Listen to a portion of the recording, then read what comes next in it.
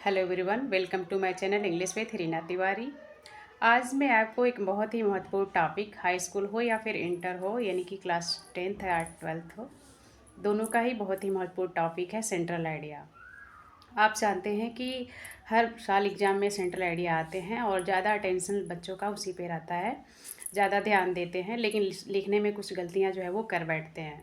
जैसे कि वो पोएट का नाम मेंशन नहीं करते हैं, डायरेक्ट थीम लिख देते हैं, दो चार लाइन लिख दिया, समझते हैं कि उन्हें नंबर जो है वो गेन हो जाएगा, बट ऐसा कुछ नहीं है।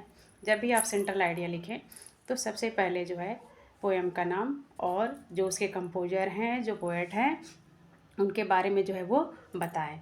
तो मैं कुछ इम्पॉर्टेंट टॉपिक्स जो है आपको शेयर करने वाली हूँ। जैसे मान लीजिए कि हाई स्कूल है, 10th है, तो उसमें जैसे रॉबर्ट फ्रॉस्ट के दो पोएम है, फायर एंड आइस और डस्ट ऑफ स्नो, ये दोनों ही बहुत ही महत्वपूर्ण है हर तरह से पोएम।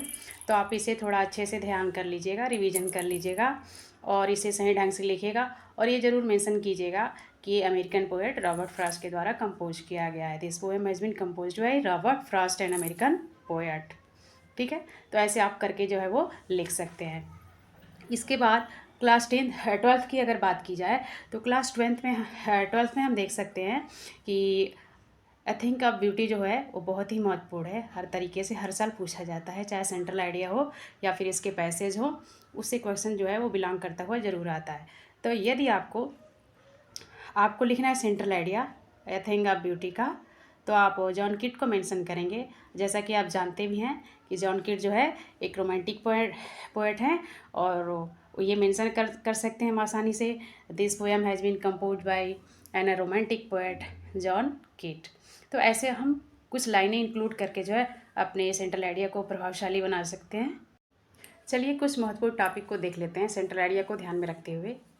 हाई स्कूल के लिए तो फायर एंड आइस और डस्ट ऑफ स्नो तो इम्पोर्टेंट है ही, इसके साथ साथ अमांडा है, फॉग है और बॉल पोएम है और टाइगर इन द जू है, द ट्री, ये सारे इंपॉर्टेंट्स है। बस आप इस पोएम को अच्छे से पढ़ लीजिए और पोएट का और लेसन का नाम मेंशन करते हुए उसके बेसिक थीम को जो है आप आराम से अपने शब्दों में लिखिए। जब भी सेंट्रल आइडिया लिखे उसे अपने ओन वर्ड में लिखने की कोशिश कीजिए, ज़्यादा रटने की ज़रूरत नहीं है, उसे आप अपने शब्दों में जो है वो लिख सकते हैं। जैसे कि आप अपनी बातों को रखते हैं तो उसका प्रभाव सबके ऊपर बहुत अच्छा पड़ता है, वैसे ही आप रटने के बजाय अपनी थीम को, अपने शब्दों को जो है बयां करने की कोशिश कीजिए। इंटर के लिए अगर ध्यान में रखें जो महत्वपूर्ण टॉपिक है, माई मदर एट 66 है, आई थिंक ऑफ ब्यूटी है, ऑन जेनिफर्स टाइगर है, ये कुछ महत्वपूर्ण टॉपिक हैं जो ऑलवेज जो है एग्जाम में आते रहते हैं। तो आप इसे जो है अच्छे से देख लीजिएगा। हर तरह से ये पोएम जो है वो महत्वपूर्ण है। रोड साइड स्टैंड है, ये भी है। ठीक है, तो आप आराम से इसे क्या करें, देख सकते हैं, लिख सकते हैं। अपने शब्दों में लिखने का भरपूर प्रयास जो है वो करें, आपको अच्छे नंबर जो है वो मिलेंगे। Best of luck.